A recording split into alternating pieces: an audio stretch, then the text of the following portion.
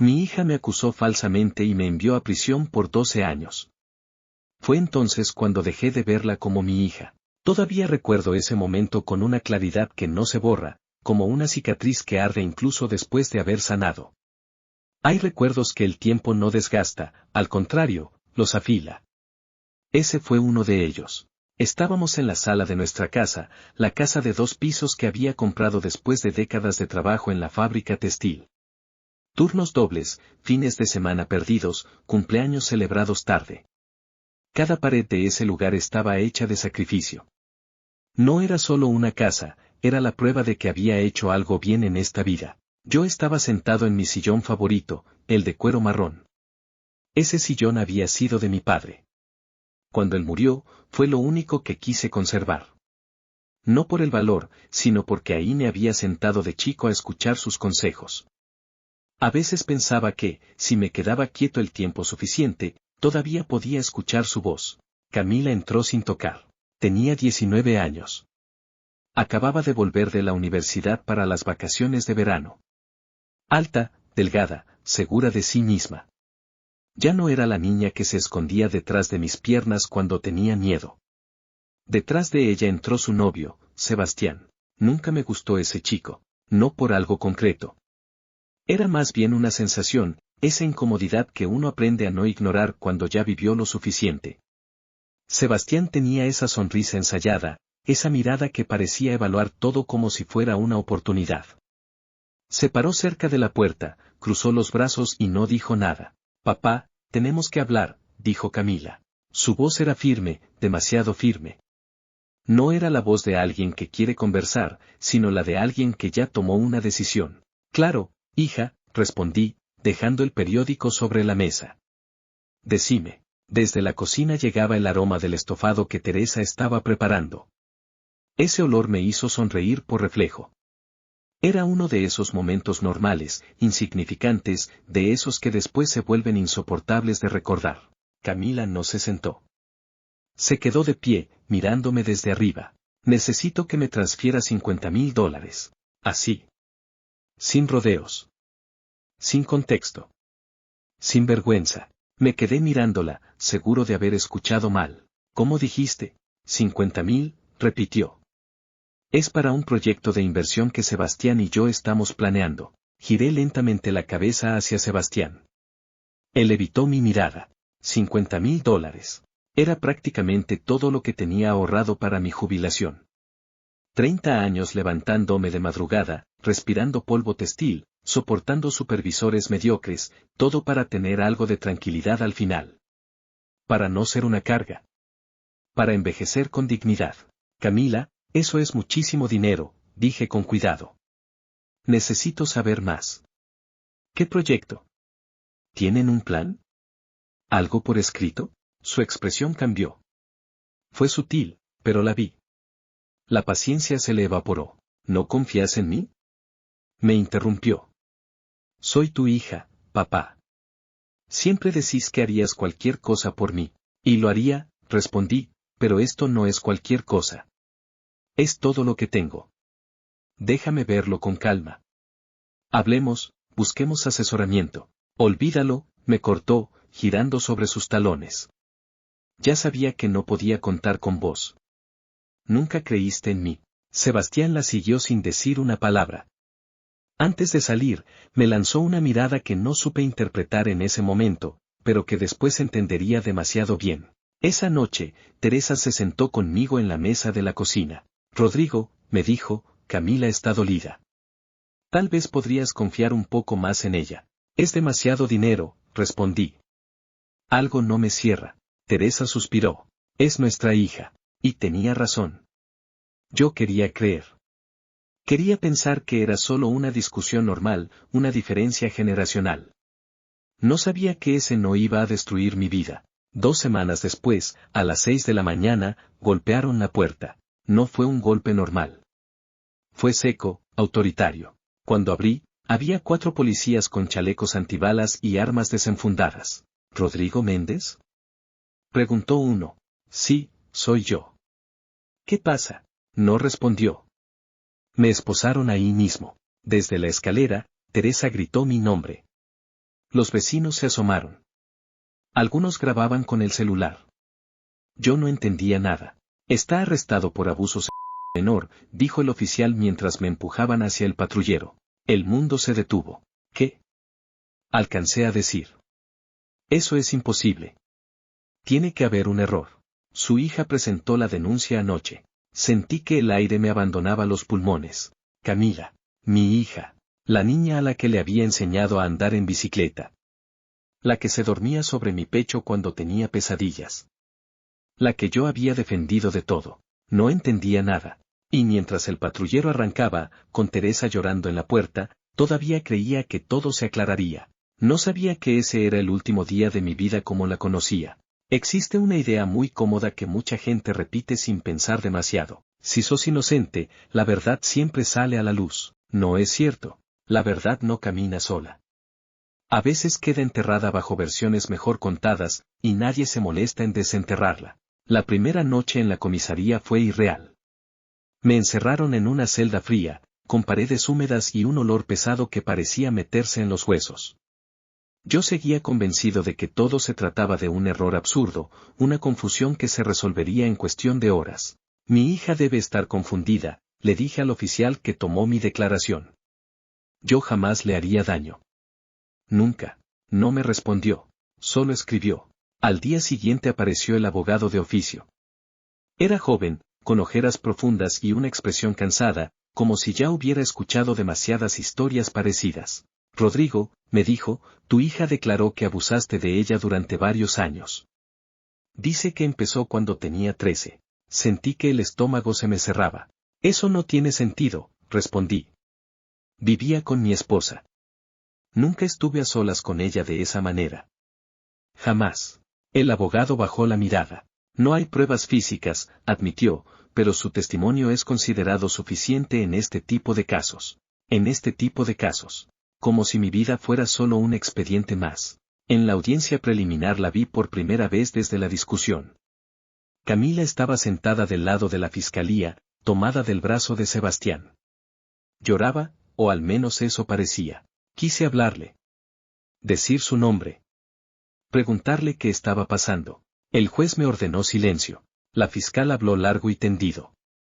Usó palabras elegidas con cuidado, conducta inapropiada, abuso de autoridad, daño emocional prolongado. Yo escuchaba como si todo ocurriera muy lejos, como si no estuvieran hablando de mí. Cuando Camila se levantó para declarar, el silencio fue absoluto. Me miró directamente. No vi miedo. No vi dudas. Vi decisión. Mi padre se aprovechó de mí durante años, dijo con la voz quebrada. Me hacía sentir culpable. Tenía miedo de hablar. Cada frase caía como una losa. La sala entera parecía haber tomado partido. Nadie cuestionaba nada. Nadie dudaba. Yo entendí algo terrible en ese momento, no importaba lo que dijera. El juez dictó prisión preventiva. Mientras me llevaban esposado por el pasillo, vi a Teresa. Estaba pálida, temblando, como si de repente no supiera dónde estaba parada. Rodrigo, susurró. No encontré palabras. Las noticias explotaron rápido. Mi nombre completo, mi cara, mi dirección. Padre acusado de abuso. Todo resumido en un titular. En el trabajo me suspendieron de inmediato. Algunos compañeros mandaron mensajes ambiguos. Otros desaparecieron sin explicación. Personas que conocía desde hacía décadas dejaron de atender el teléfono. Mi hermano vino a verme una sola vez. Quiero creerte, me dijo, pero, es Camila. No hubo nada más que decir. El juicio llegó antes de que pudiera asimilarlo todo. El abogado hizo lo que pudo, pero cada intento de defensa parecía inútil. La fiscalía había armado una historia perfecta, un padre severo, una hija frágil, una madre que no vio las señales. Sebastián también declaró. Dijo que yo era distante, controlador, incómodo. Dijo que Camila tenía ataques de ansiedad, que lloraba por las noches. Mientras lo escuchaba, entendí que él no había aparecido por casualidad en esta historia. Cuando llegó el veredicto, no sentí rabia. No sentí tristeza. Sentí vacío.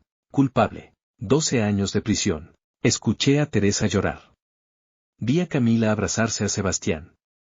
Y en ese instante entendí algo que me acompañaría durante todo ese tiempo. Mi hija había destruido mi vida con la misma facilidad con la que antes me había pedido ayuda. Y lo peor de todo, era que todavía no sabía lo que realmente significaba perderlo todo. La prisión no se anuncia. No hay una línea clara que marque el momento exacto en que tu vida termina y empieza otra peor. Simplemente sucede. El traslado fue en silencio. Un vehículo gris, ventanas pequeñas, asientos duros.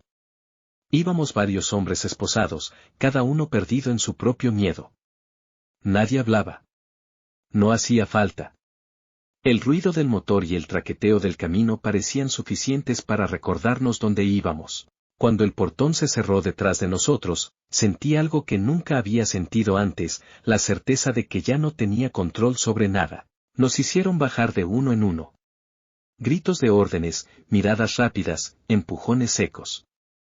Todo estaba pensado para que entendieras tu nuevo lugar sin necesidad de explicaciones. Me quitaron la ropa. Me dieron un uniforme que no era mío. Me asignaron un número. A partir de ahora, respondés a esto, dijo el guardia, señalándolo. En ese instante dejé de ser Rodrigo Méndez. La primera noche en el pabellón fue interminable. El ruido no paraba nunca, pasos, voces, golpes lejanos, risas que no tenían nada de alegría. El aire estaba cargado de tensión, como si el lugar respirara peligro. Mi cama era una litera oxidada. El colchón, fino y gastado. Me senté y miré alrededor sin saber qué hacer con mis manos. Un hombre grande, con la cara marcada por cicatrices, se sentó frente a mí. ¿Nuevo? Preguntó. Asentí. ¿Por qué estás acá? Dudé. El abogado me había advertido, no digas tu causa. Pero mentir también era peligroso. Un error, respondí. El hombre me observó unos segundos y luego se levantó sin decir nada. No supe si había sido buena o mala respuesta. Esa noche no dormí. Al tercer día entendí las reglas. Nadie te las explica, pero si no las aprendes rápido, las consecuencias llegan solas. No mires demasiado. No preguntes de más. No ocupes espacio que no es tuyo. Y, sobre todo, no muestres debilidad. La comida era escasa y de mala calidad. El tiempo no pasaba, se estiraba. Cada día parecía idéntico al anterior, como si el calendario se hubiera detenido. La primera carta de Teresa llegó al mes. Decía que me creía. Decía que iba a luchar. Decía que Camila no le hablaba. Leí esa carta tantas veces que el papel se volvió blando. Era lo único que me conectaba con el mundo de afuera. Con la vida que me habían quitado. Pero no todas las cartas traían consuelo. Un día, sin previo aviso, me llamaron a la oficina del alcaide. Pensé que era un error. Siempre pensaba eso, esto debe ser un error. Su esposa pidió el divorcio, me dijeron. No hubo explicaciones largas. No hicieron falta. Teresa no podía seguir esperando. No podía cargar con la vergüenza, con las miradas, con los rumores. Yo lo entendí, pero eso no hizo que doliera menos. Firmé los papeles con una mano que no sentía. Después de eso, el mundo se volvió más pequeño. Ya no esperaba cartas todos los días. Ya no contaba las semanas. Empecé a contar rutinas. Trabajaba en la lavandería. 8 horas diarias doblando ropa que no era mía. El vapor, el calor, el ruido constante.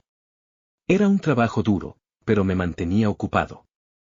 Pensar menos era sobrevivir más. Con el tiempo, algunos internos empezaron a conocerme. Sabían que yo no buscaba problemas. Sabían que cumplía mi parte. Eso, en prisión, vale más que cualquier palabra, pero había algo que no se podía esconder. Mi causa. Tarde o temprano, alguien se enteraba. Y cuando pasaba, el trato cambiaba. Las miradas se volvían más frías. El espacio a tu alrededor se achicaba. Aprendí a caminar con cuidado.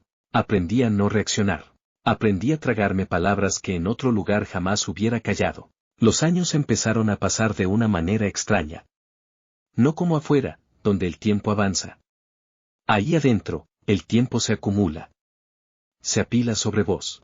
En el 5.º año dejé de mirarme al espejo. En el 7.º dejé de pensar en Camila todos los días. En el 9.º entendí que, incluso si algún día salía, no iba a volver a ser el mismo. Una tarde, mientras doblaba sábanas, escuché a 2 internos hablar.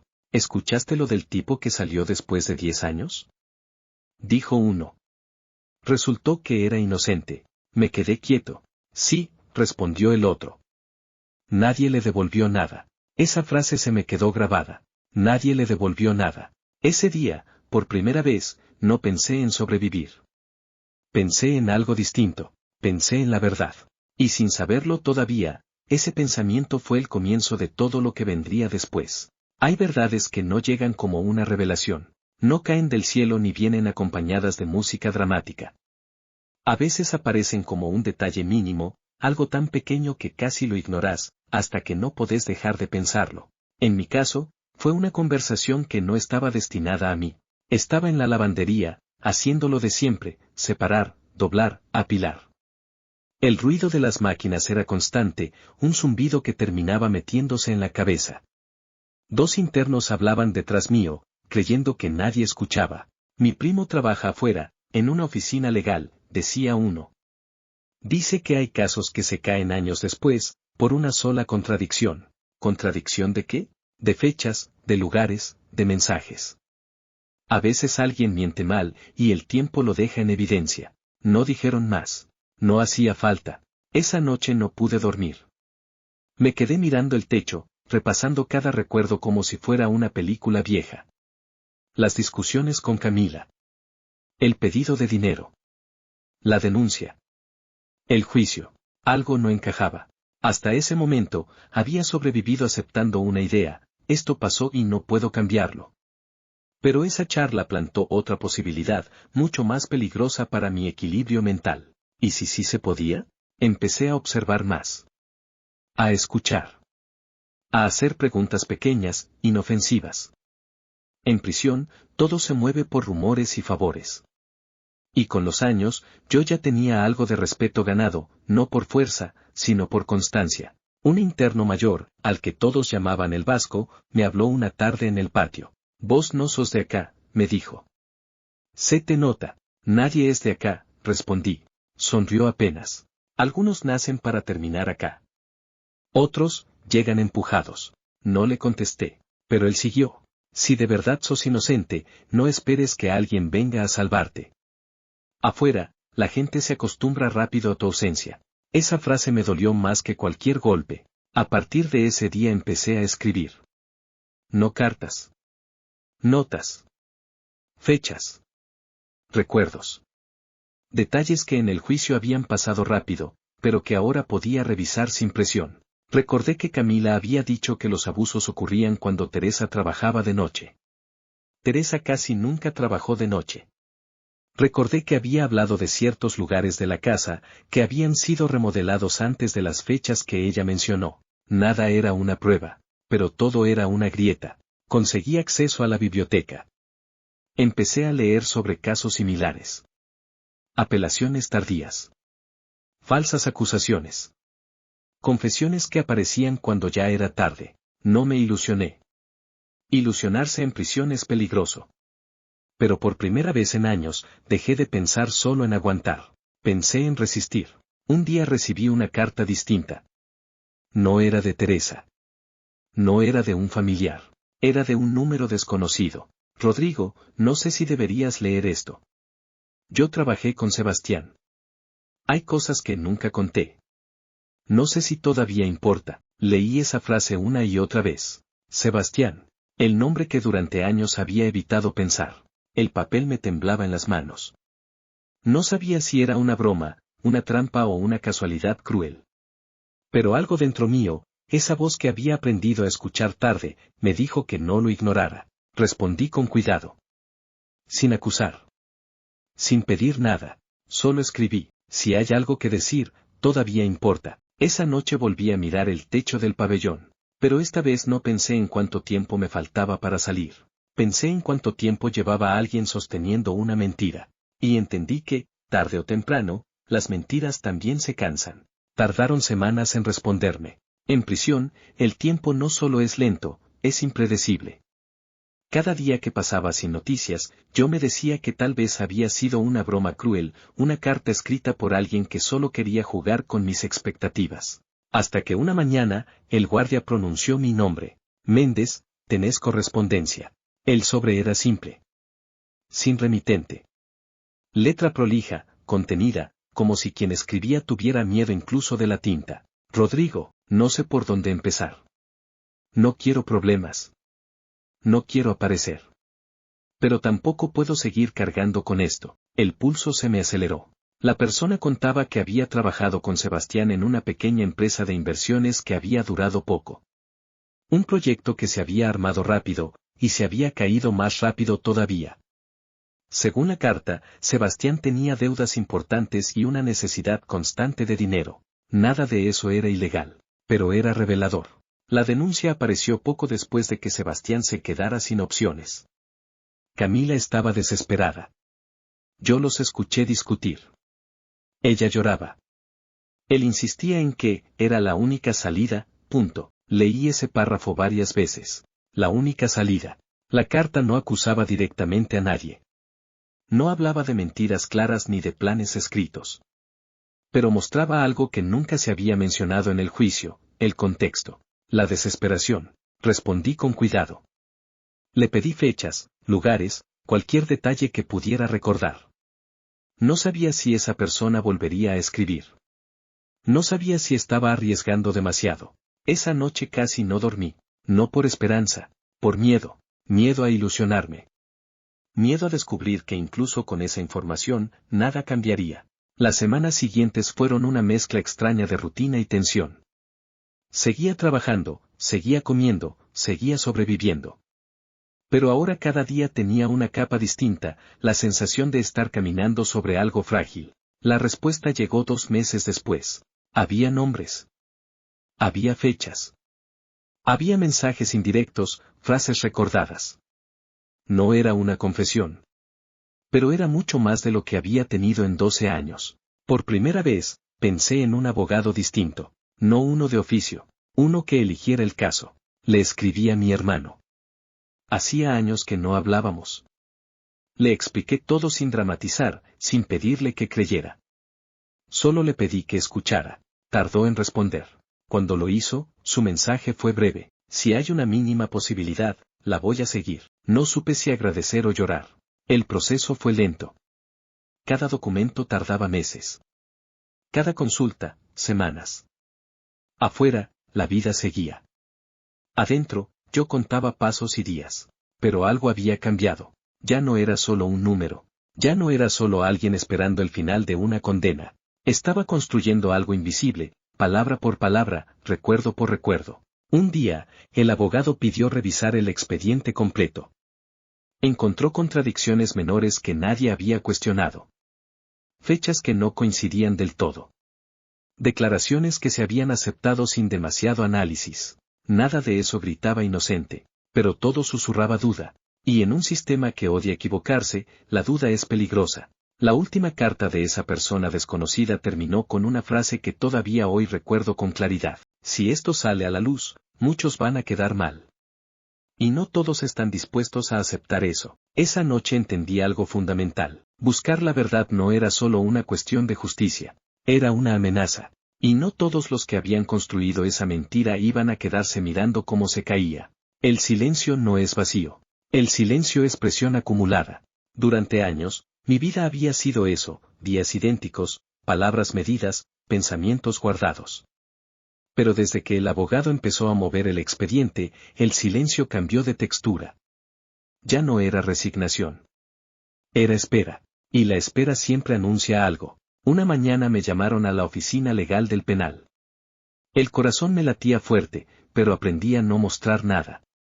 En ese lugar, la expectativa también se castiga. Se aceptó revisar el caso, me dijo el abogado, sin rodeos. No es una apelación completa. Es una revisión. Asentí. No sonreí. No agradecí. Había aprendido que cada pequeña victoria venía acompañada de una reacción igual de grande, del otro lado. Van a llamar a declarar de nuevo a algunos testigos, continuó. Entre ellos, a Sebastián. Ese nombre volvió a pesar como una piedra. ¿Y Camila? Pregunté. El abogado dudó apenas un segundo. Todavía no. Salí de esa oficina con una sensación extraña. No era alivio. Era alerta. Cuando una historia falsa se sostiene durante tanto tiempo, no se cae sola. Alguien siempre intenta apuntalarla. No tardé en notarlo. En el pabellón, las miradas cambiaron. Comentarios sueltos. Silencios incómodos. Alguien había hablado. Alguien sabía que yo estaba moviendo cosas. Una tarde, mientras hacía fila para la comida, un interno se me acercó demasiado. Dicen que querés reabrir tu caso, murmuró. Eso no siempre cae bien. No busco caer bien, respondí. Busco la verdad. Se alejó sin decir nada más, pero el mensaje estaba claro. Esa noche pensé en Camila por primera vez en mucho tiempo, no como mi hija, sino como parte de un engranaje más grande. Me pregunté si dormía tranquila. Si alguna vez había dudado. Si el tiempo la había hecho más fuerte, o más prisionera de su propia versión. Los meses siguientes fueron una sucesión de noticias pequeñas pero constantes. Sebastián había pedido cambiar de abogado. Había postergado declaraciones. Había contradicho fechas en entrevistas previas. Nada concluyente, todo inquietante. Un día, el abogado vino con un gesto distinto. Encontramos mensajes, dijo. No son directos. Pero muestran presión. Insistencia. Dependencia económica. ¿De quién a quién? Pregunté, aunque ya intuía la respuesta. De Sebastián a Camila. Antes de la denuncia, cerré los ojos un segundo. No sentí alivio. Sentí cansancio. 12 años para llegar a esto.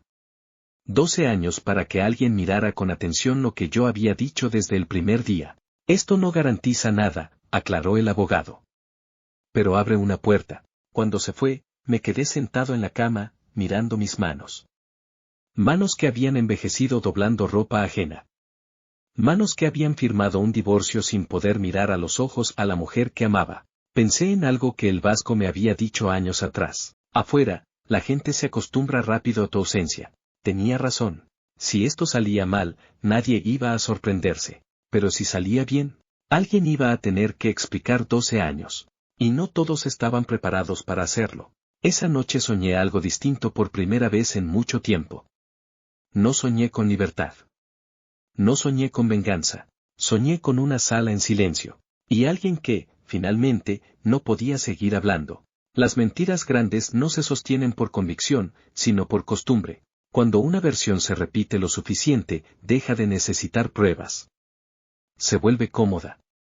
Y lo cómodo rara vez se cuestiona, hasta que alguien empieza a incomodar. Sebastián fue citado a declarar un martes por la mañana. Yo no estuve presente, pero cada detalle me llegó filtrado, primero por el abogado, después por rumores que circulaban incluso dentro del penal. Cuando una historia empieza a moverse afuera, el eco llega a todas partes. No está bien, me dijo el abogado en la siguiente visita. Está nervioso. Cambió su versión en cosas pequeñas, pero importantes. ¿Cómo cuáles? Pregunté. Fechas. Lugares. ¿Quién estaba y quién no? Dijo no recordar cosas que antes había descrito con mucha seguridad. Eso era suficiente para mí. No porque demostrara nada por sí solo, sino porque mostraba algo esencial, la estructura ya no era firme. En los días siguientes, su nombre volvió a aparecer una y otra vez en informes, entrevistas, solicitudes de prórroga. Cada vez que hablaba, decía un poco menos. Cada vez que callaba, decía demasiado. Mientras tanto, Camila seguía sin aparecer. No la habían llamado. No había pedido declarar. No había dicho una palabra públicamente. Ese silencio me pesaba más que cualquier acusación. Me pregunté si alguien le estaba aconsejando mantenerse al margen. Si el miedo, ahora, jugaba del otro lado. O si simplemente estaba esperando que todo volviera a acomodarse solo. Pero las cosas ya no se acomodaban. El abogado consiguió que revisaran nuevamente el testimonio original. Detectaron frases copiadas casi palabra por palabra de un informe psicológico genérico. Detalles demasiado técnicos para una adolescente de 19 años que, supuestamente, nunca había hablado del tema antes. Nada ilegal, nada definitivo, pero inquietante. Un día, mientras caminaba por el patio, el vasco se me acercó otra vez. Cuando alguien empieza a cambiar la historia, me dijo, no es porque recuerda mejor. Es porque tiene miedo de recordar mal. Asentí. Ya no esperaba justicia inmediata. Esperaba desgaste.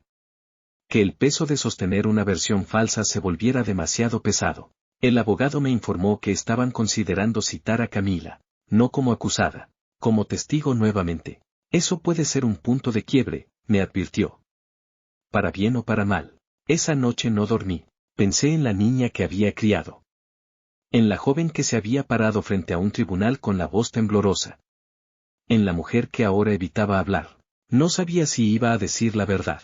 No sabía si podía. Lo único que sabía era esto: si hablaba, ya no habría marcha atrás. Al día siguiente recibí una noticia que no esperaba. Camila había pedido cambiar de abogado. Ese detalle, mínimo para cualquiera, fue para mí el sonido claro de algo que empezaba a romperse. Porque cuando alguien deja de confiar en quienes lo protegían, es porque empieza a sentir que ya no pueden hacerlo. Durante años me preparé para muchas cosas. Para morir en prisión. Para salir viejo y solo. Para no volver a ver a nadie que hubiera amado. Pero nunca me preparé para esta posibilidad, que la verdad fuera más triste que el odio. La citación a Camila se confirmó un jueves. No fue un escándalo público. No hubo titulares. Solo un movimiento silencioso dentro del sistema, como si todos entendieran que era mejor no llamar demasiado la atención. El abogado vino a verme ese mismo día. Va a declarar la semana próxima, me dijo. No como imputada. Todavía. Asentí. No pregunté nada más. Ya había aprendido que forzar respuestas no servía de nada. Los días siguientes fueron interminables. Cada sonido del pabellón parecía amplificado. Cada conversación ajena se me mezclaba con recuerdos que creía enterrados. Pensé en aquella tarde en la sala, en el pedido de dinero, en el no. Por primera vez me permití una pregunta que había evitado durante 12 años. ¿Y si Camila nunca quiso hacerme esto, pero tampoco supo cómo detenerlo? La declaración no fue pública. Yo no estuve ahí. Pero el resumen llegó claro. Camila habló poco. Evitó detalles. Respondió con frases cortas. Dudó en cosas que antes había dicho con seguridad. Y cuando le preguntaron directamente por Sebastián, pidió un receso. Ese fue el momento clave. Según el acta, salió de la sala llorando. No un llanto teatral, sino uno contenido, incómodo. De esos que aparecen cuando algo que sostenés hace demasiado tiempo empieza a pesar más de lo que podés cargar. Cuando volvió, pidió que su abogado permaneciera en silencio unos minutos. Y dijo algo que nadie esperaba. Yo no sabía cómo salir de eso. No negó la denuncia. No me acusó. No se retractó. Pero esa frase lo cambió todo. El abogado me lo explicó con cuidado. No es una confesión, me dijo. Pero es una grieta enorme. Está admitiendo presión. Está admitiendo encierro. ¿De parte de quién? Pregunté. Todavía no lo dijo. Esa noche me senté en la cama y me quedé mirando la pared. Pensé en cuántas veces, sin saberlo, había repetido esa misma frase en mi cabeza. No sé cómo salir de esto. Sebastián, por su parte, no reaccionó bien.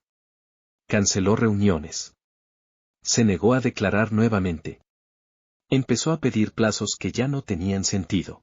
Y eso fue suficiente para que el foco se moviera. Por primera vez desde el inicio del caso, ya no era yo el centro de la historia. Esa posición incómoda ahora era de ellos.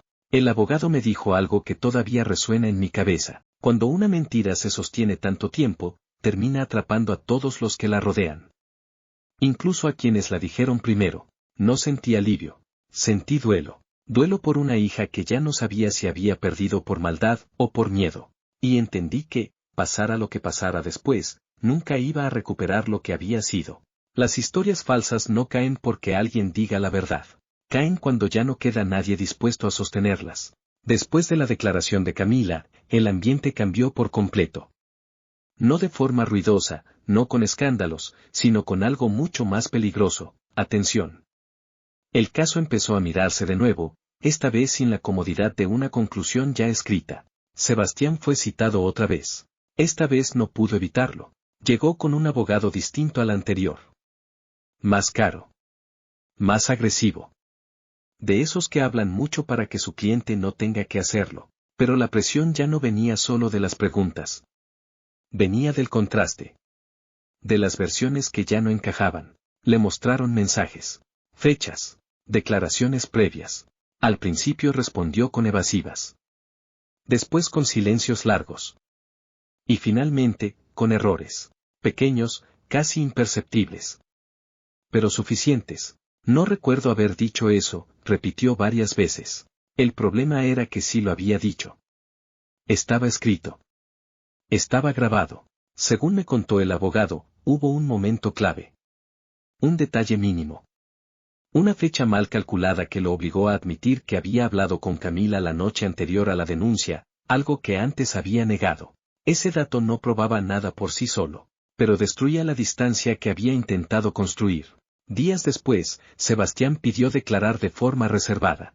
Ese pedido fue interpretado como lo que era, una salida. El abogado vino a verme con una expresión que no había tenido nunca. Está negociando, me dijo. No para salvarte a vos.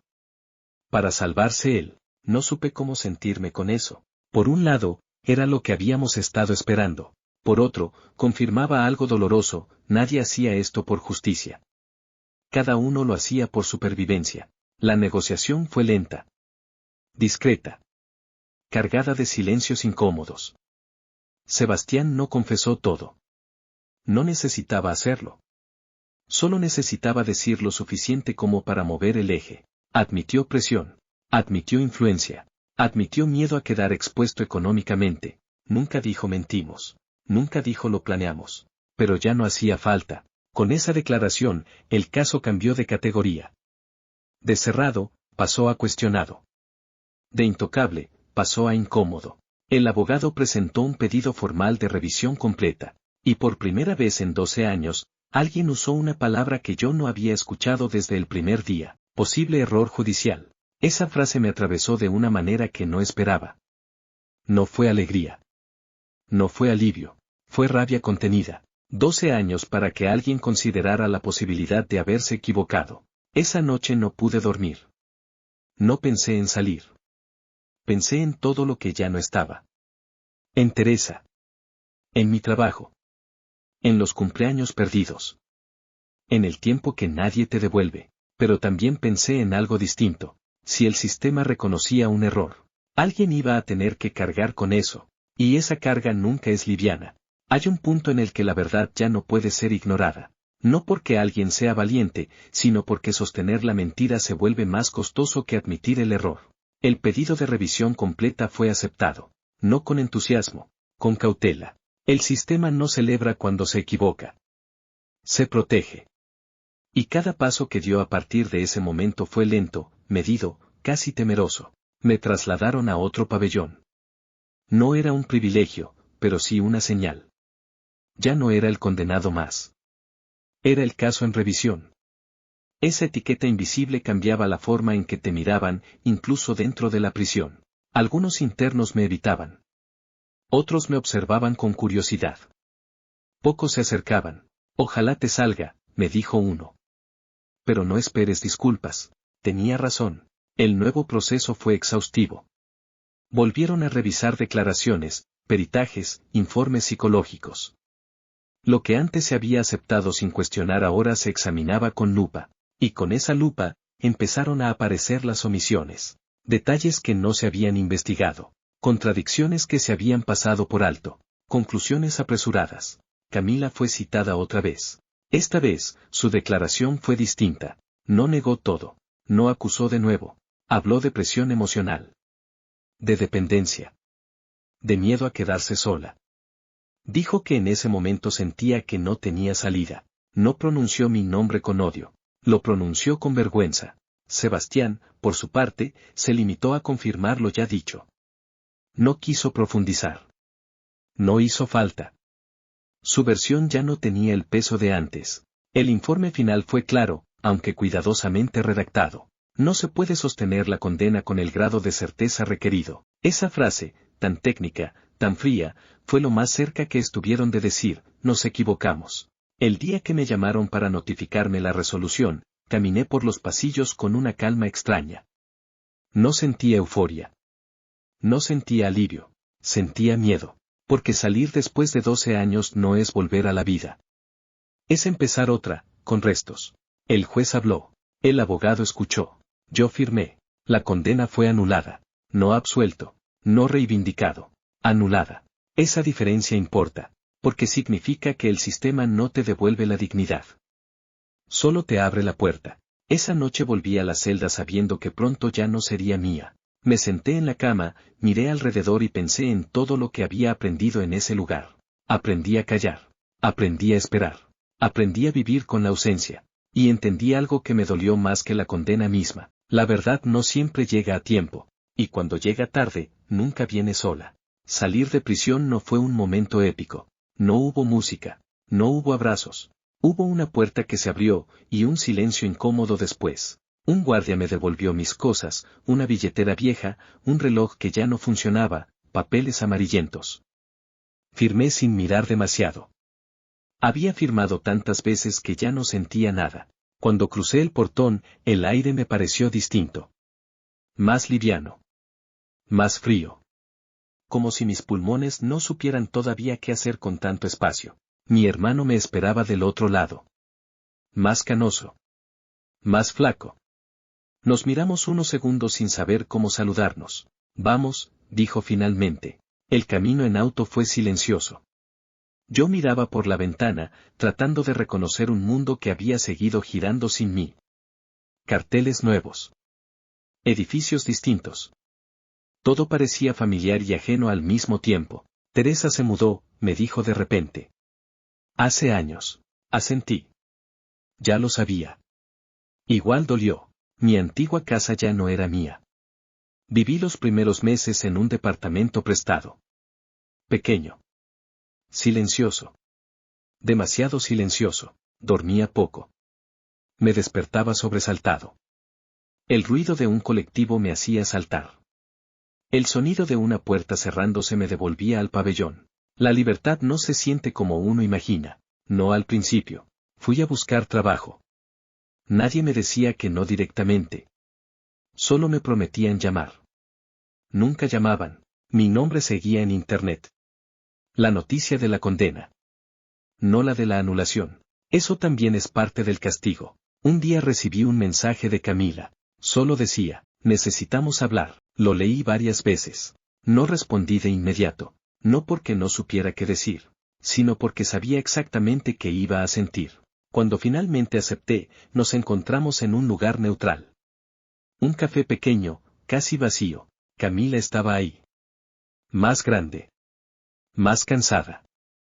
Ya no había rastro de la seguridad que había tenido a los 19. Nos miramos en silencio. No sé por dónde empezar, dijo. Yo sí, respondí. Pero no sé si quiero. Eso la hizo bajar la mirada. No me pidió perdón. No de inmediato. Habló de miedo. De dependencia. De una relación que se había vuelto asfixiante. De decisiones que habían crecido más de lo que podía controlar. Nunca pensé que iba a durar tanto, dijo, casi en un susurro. 12 años. Esa cifra quedó flotando entre nosotros. No te odio, le dije. Pero tampoco puedo volver atrás. Asintió, con lágrimas contenidas. Nos despedimos sin abrazarnos. Al salir del café entendí algo que me llevó años a aceptar. La justicia puede liberar tu cuerpo, pero hay cosas que ni siquiera la verdad puede reparar. Durante mucho tiempo creí que el final de esta historia sería mi salida de prisión, que todo lo demás vendría solo, que la verdad, una vez dicha, ordenaría las cosas. No fue así. La vida no se acomoda sola después de 12 años de ausencia. Queda torcida. Queda marcada. Como un mueble viejo que ya no vuelve a encajar del todo en la casa. Camila intentó comunicarse algunas veces más. Mensajes breves. Cautelosos. Siempre desde la distancia. Nunca volvió a pedirme nada. Nunca volvió a acusarme. Tampoco volvió a ser mi hija. No por rencor, por realidad. Entendí que perdonar no siempre significa reconstruir. A veces solo significa soltar la expectativa de que algo vuelva a ser como antes. Sebastián desapareció de mi vida sin ruido.